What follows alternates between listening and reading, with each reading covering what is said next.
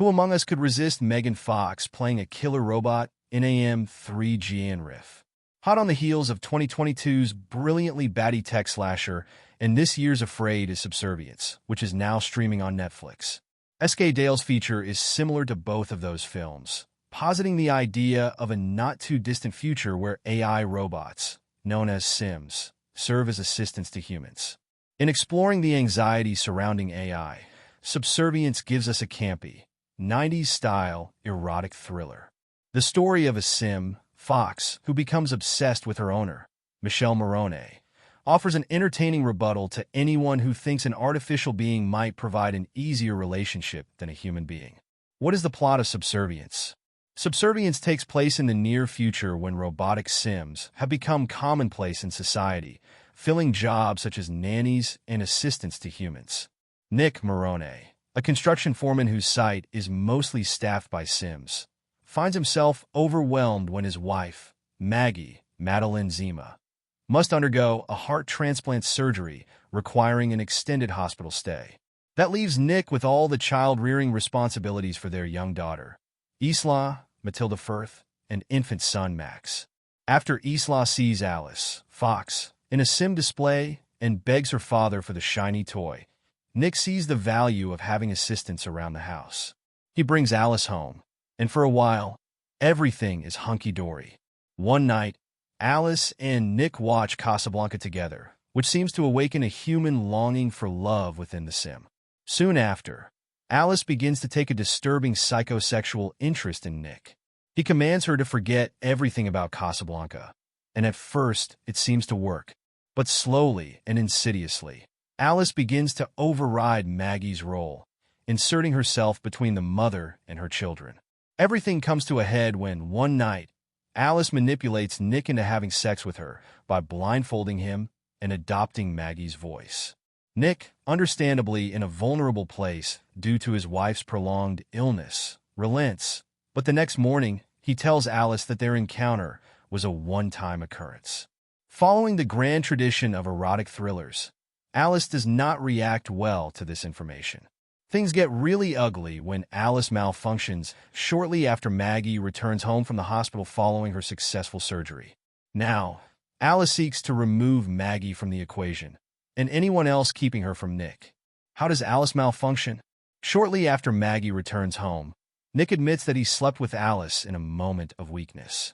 Maggie is understandably outraged, and she and Nick proceed to have a heated discussion. Meanwhile, Max can be heard wailing in his bassinet. Nick tells Maggie that he can't focus on their discussion with the ruckus and goes to tend to Max. But Alice overhears the marital spat, perceiving Nick's remarks to mean that Max is a roadblock in his life. Alice removes Max from his crib and attempts to drown him in the bathtub. Maggie races in at the last minute, rescuing her child.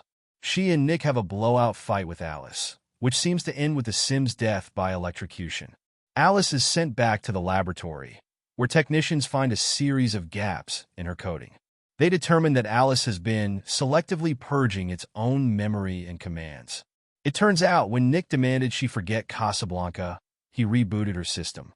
This had the unfortunate side effect of removing civility from Alice's list of traits, allowing the Sim to bypass certain protocols. By the time the technicians try to remove Alice's memory drive, she's already managed to pass her coding into another Sim who adopts her antisocial attitude and looks a bit like Aubrey Plaza's Megalopolis baddie, WoW Platinum.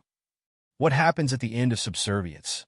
Alice 2.0, with her fresh-dyed job, kills the laboratory staff and heads for the hospital where Maggie and the children were taken after the altercation at home. Meanwhile, the original Alice finds Nick drowning his sorrows at a bar. Hey dude, why not accompany your injured family to the hospital?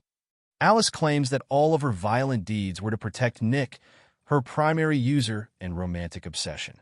All of her future actions will be similarly motivated, leaving Nick no other choice than to destroy Alice and save his family. Meanwhile, Alice 2.0 stalks Maggie and Isla through the hospital corridors. She eventually locates them, but the pair put up a fierce fight. They blast the Sim with a fire extinguisher and make a run for the car park, but it finds them, Maggie insists Isla run and hide, while she unsuccessfully tries to fend Alice 2.0 off. The sim then tries to rip Maggie's heart out, believing that if she possesses a real one, Nick will finally love her. Just then, Nick speeds into the garage in his cherished sports car, distracting the sim long enough for Maggie to kick her into the path of the oncoming Barracuda. Nick crashes into Alice 2.0, pinning the sim between the two cars and seemingly killing her. Turns out this heart is a hell of a lot stronger than I could have hoped for, Maggie quips. What happens to Nick and Maggie at the end of Subservience? Since their serious marital discussion was rudely interrupted by Alice's attempted drowning of their infant, Nick and Maggie have a lot to deal with even after dispatching Alice. As the family sits together in the hospital recovering from their joint injuries, Isla lightheartedly asks Nick if he's going to have his car repaired. No, Nick responds seriously. I think there are a few things I need to focus on repairing first, he says with a knowing glance at Maggie. They said I could go home later today, she tells her husband. You be sure to come home soon too, she adds with a smile, as Nick nods. I love you, Maggie, he tells her. I love you, she responds. The camera then zooms out of the hospital window, showing the family happily chattering as snow falls.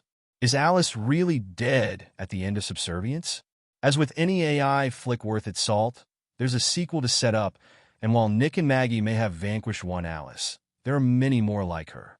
Back at the laboratory, the company's fixers are examining the gory scene left by Alice 2.0. As the head honcho demands that no one can find out about this, his sim subordinates begin to power down and reset, and it becomes clear that Alice's sentient coding has been successfully uploaded to the other robots. The final shot shows a new Alice identical to the original lying asleep on a metal slab in the laboratory. Moments before she awakes, Alice begins having flashes of her old memories, regaining them one by one, and hearing Nick's voice. I want you so much. You became real, he tells her. You can experience emotions. You can experience life. You can experience death. Alice's eyes spring open, and the movie ends. Subservience is streaming on Netflix.